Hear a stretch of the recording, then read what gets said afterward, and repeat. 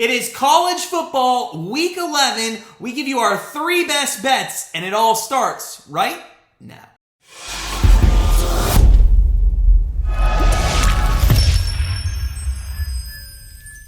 Hey guys, it's Matt from GrandstandBetters.com, and we have 3 picks for you this week in Week 11 of college football. We'll get to those picks momentarily, but if you're new to Grandstand Betters, make sure you go ahead and hit that subscribe button so you don't miss any of our college football picks all season long. While you're at it, smash that like button if you are ready for some college football chaos this weekend. I know we are, so without further ado, let's dive in to our top 3 picks in week number 11. Our first pick is going to be the Georgia State-Coastal Carolina matchup in the 2 p.m. Eastern time slot. Coastal Carolina favored by 10.5 here. The over-under is set at 52.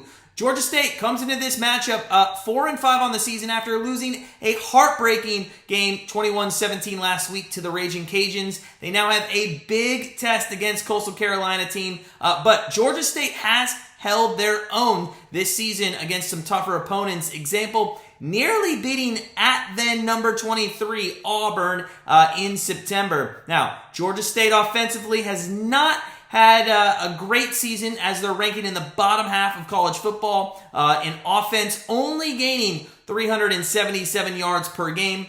Granger, he's looked mediocre at best. 1,000 yards passing with 12 touchdowns.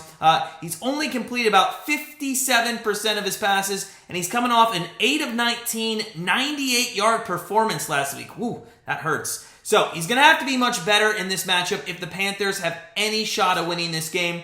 Coastal Carolina, they have the 29th ranked pass defense in college football, only allowing just over 200 yards per game through the air. So Georgia State may be thinking run from the start in this game, and boy, can this football team run the ball. They're ranked 12th overall in rushing offense, averaging over 220 yards per game on the ground. They have a 3-headed monster. That's right, a 3-headed monster with Greg, Williams, and Granger combining for over 1,500 yards and 11 touchdowns on the ground. So Georgia State should run all over Coastal Carolina, right?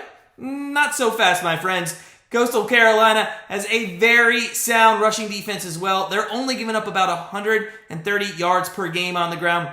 However, in 2 of the last 3 games, they've given up over 165 yards, including a 228-yard performance to a slightly above average rushing attack at Appalachian State, which that ended up giving Coastal Carolina their first and only loss of the season. Speaking of the Chancelliers, as we just mentioned, they're coming into this one 6-1 on the season. They're ranked 22nd in the nation, and they're going to look to win the Sun Belt again, but again, with that loss against Appalachian State, it has hurt them, and they're going to need some help to win that title. This team, though, is really the definition of a complete team. They're ranked 33 in passing yards, averaging over 255 per game. They actually have a better rushing attack, if you can believe it, than Georgia State, ranked 8th in the nation with over 225 on the ground. They're the 4th highest scoring team in the nation, 41 points a game, just behind Alabama and Ohio State, and they average nearly 500 yards of total offense per game. So, a lot of work, but for Georgia State's defense here. But a couple weeks back, quarterback Grayson McCall for Coastal Carolina went down with a season-ending injury. So Bryce Carpenter, he did play last week in a 28-8 win over Georgia Southern. He was average, and will he be able to ever fill McCall's shoes this season? Probably not. So look for that Coastal Carolina team to lean heavy on the great rushing game that they have. They also 3 true running backs on the team. They're going to look to Jones, White, and Bennett to run all over a Georgia State rushing defense that gives up over 167 yards per game. Those 3, they've combined already for 1,400 yards and 20 touchdowns on the season. If you want to continue being a very balanced attack, as Coastal Carolina may look to against Georgia State here with Carpenter under center, they can also throw against a Panthers team that gives up over 255 yards through the air as well. So overall, this game's really going to come down to whether or not Georgia State will be able to put up points on a very good Coastal Carolina defense. They have a good, great dual threat quarterback in Granger. He should be able to do enough to make this game interesting. Are they going to win? That's still up in the air. Coastal Carolina, they may put up 40 points again this season, especially on a team that gave up 43 points to Army earlier in the year. Although McCall is out, their running backs who all average over 7 yards a carry, they're going to pop off for some big runs here, put up points in a fury. We think this one has the potential to be very high scoring game, and if Georgia State gets down quickly, look for them to have to utilize the pass a little bit more, which would slow down the pace of play. So with our first pick of college football, week number 11, we're going to take Georgia State, Coastal Carolina over 52.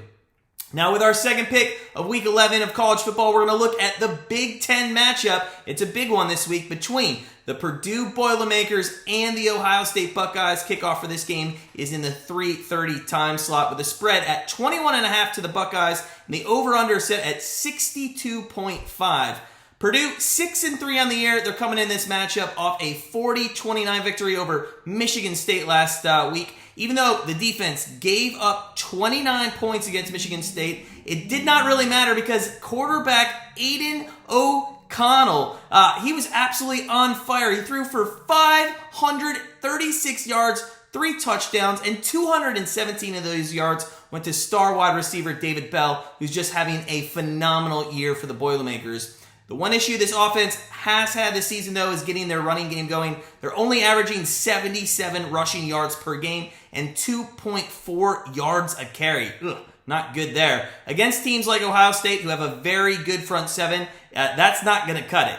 Although it did work last week, the Boilermakers cannot keep relying solely on the pass game to get them wins. Ohio State has a very quick secondary. They're going to be all over David Bell, and if Purdue does not get the ball into some other playmakers' hands, it's going to be a long day for them. Another top priority for Purdue in this game is going to be protecting their quarterback. This Buckeyes team, they've tallied 33 sacks this season, and they put a lot of pressure on opposing quarterbacks, which has helped to 11 interceptions also from the Ohio State secondary. Purdue's offensive line needs to step up in this game, and the only way they're going to be able to put points up on the board is if O'Connell has time in the pocket to generate some sort of rushing attack and keep the Buckeyes defense on their toes with a vertical passing game. Now, Ohio State, they're 8-1 on the season with the only loss coming in week 2 against Oregon. This team, very good, moving the ball down the field as we all know. They put up a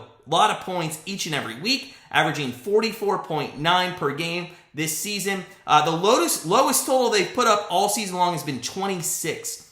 Freshman quarterback CJ Stroud has done a very good job of keeping this offense as dynamic as it was behind Justin Fields last season, and really is the reason they're on pace to make the college football playoffs yet again. Now, unlike Purdue, the Buckeyes also have a dangerous rushing attack that has tallied 1,700 yards and 18 touchdowns this season. It's not good news for Purdue's defense as they're giving up 141 rushing yards per game. Purdue's secondary, on the other hand, has been extremely good this season, only giving up 1,668 total yards on the season. However, they're going up against a very talented and a very tough wide receiver group. The Buckeyes' top 3 receivers have caught a combined 20 touchdowns and all have over 600 yards. Now, all in all, the Buckeyes have one of the best offenses in college football, and the only way Purdue has a shot in this game is if they limit possessions and time on the field for the Buckeyes. Now, if Purdue is able to pull off upsets over Iowa and Michigan State, hey, maybe they could do it here against Ohio State, but they've also lost to much weaker teams in Minnesota and Wisconsin. Of the 3 losses, though, for Purdue, they have never lost by more than 17 points. Their offense has developed a lot since the beginning of the season, and their defense has a lot of talent that helps them stay in games. So we don't see this Purdue team beating Ohio State here. We can see them keeping this a 2-score game, at least making the Buckeyes work for a much-needed win to stay in that college football playoff ranking position. So with our second pick of week number 11 in college football, we're going to take Purdue plus the 21.5 points. Now, with our final pick for week number 11 of college football, we're going to look at the matchup between the Nevada Wolfpack and the San Diego State Aztecs. Kickoff is on the late night, 10:30 p.m. Eastern. Spread is in favor of the Aztecs by 3, and the over-under is set at 46. Nevada coming into this week 7-2 on the year, but they've had one of the easier schedules in college football this season, so they're going to have to prove their worth against San Diego State.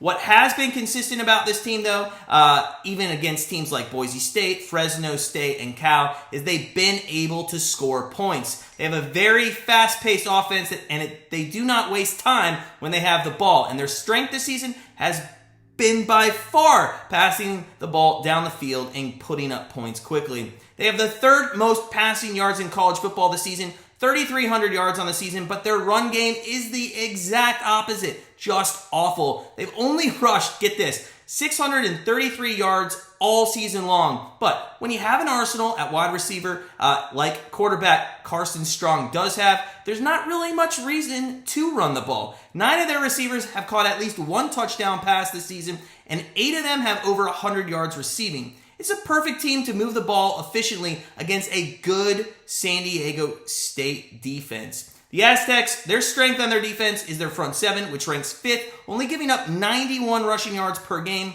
With how little Nevada has run the ball this season, we expect that really to continue this week. Nevada will continue to throw the ball in this one against a secondary that gives up about 200 yards passing per game. This is going to be one of Nevada's toughest opponents this season, so expect them to come out firing in this one to prove that they are deserving of that 7-2 record. Now, San Diego State has also had a very good season. They're 8-1, ranked 21st, 23rd, somewhere around that in the nation, with their only loss coming against Fresno State 2 weeks ago. San Diego State does a great job controlling the pace of game, and this is why a lot of people will lean to the under with this team. They're almost the polar opposite of Nevada with their offensive scheme. They rush the ball 383 times on the season and only passed it 201 times. Their leading receiver, only 257 total yards. So it seems rather obvious what Nevada's defense should prioritize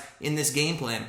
However, defending against the run has not been Nevada's strength this season. They're giving up 133 rushing yards per game. If they are not able to contain the Aztecs' rushing attack, this is going to force Nevada to try to make up even more time offensively to stay in the game. And we think that could lead to a bit of a shootout. A big reason the total is so low is because of that San Diego State rush defense and overall defense and how they've played this year. But both teams really do know how to score, and the defense's weaknesses do not line up well with the other team's offensive strength. So combining, they're averaging 64 points per game, and as we mentioned, we see more of this game being an offensive battle of which team can exploit each team's weakness. So for our final pick in college football week number 11, we're going to take Nevada, San Diego State over 46.